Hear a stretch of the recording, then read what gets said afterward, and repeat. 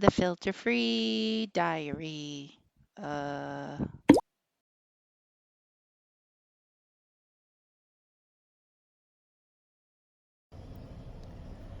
Good evening.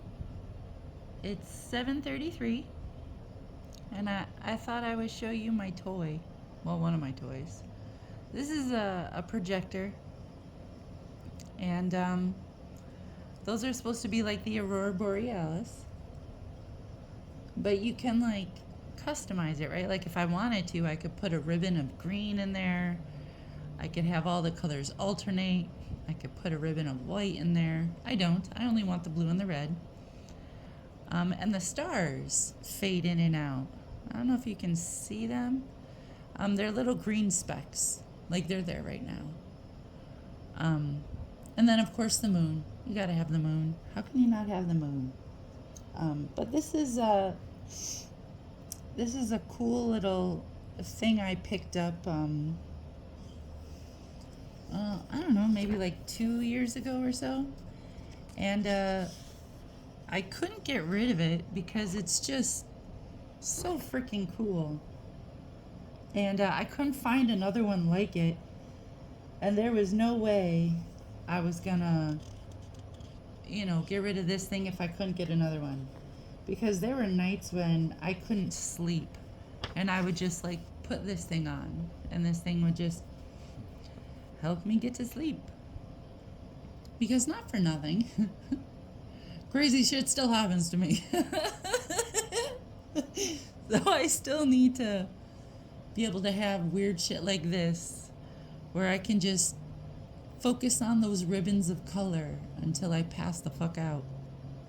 I don't know if this recording is doing it justice, but those ribbons can have a real 3D effect, especially on the ceiling, and all of a sudden you feel like, you could reach out and touch them or curl up in them and fall asleep.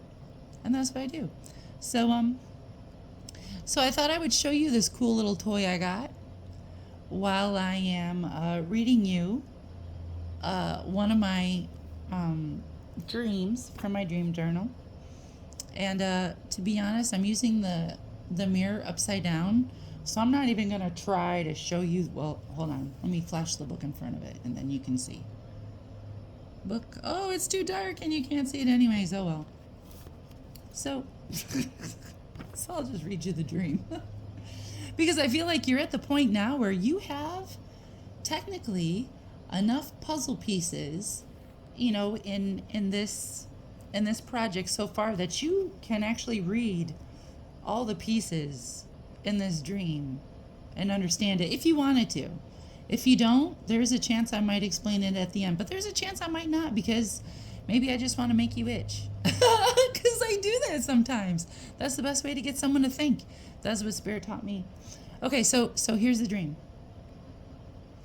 I was driving a car, not my truck, and riding in the car with me was the bottom barrel of my pond, filled with water and healthy plants. Also in the car was a cat. Not friendly, but not mean either. The cat was just there, doing its thing. I could open the car doors, but it didn't leave the car. Instead, it would look at me and then lay back down and take a nap somewhere in the car, hidden by the shadows. And as I was driving, I would have to stop short or speed up to avoid accidents, which was far from a smooth ride. The barrel pond would slosh water all over my back seat and floor. This also managed to soak the cat, and the cat was definitely not okay with getting soaked. The plants were also starting to wilt because the barrel was running out of water. I never left the car. I never got out to get more water, but every time I stopped short and flooded the back seat, I would think to myself, oh yeah, I need to put more water in there. Those plants aren't looking so great. I woke up to use the bathroom and thought about tigers and how they like water. And that was the end of the dream. And it's a car, right? So you kind of already know that symbol. We've talked about that symbol before.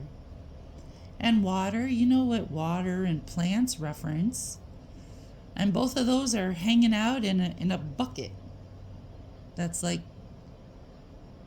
not sitting at the front seat with me, so I can't see it. I can't keep an eye on it.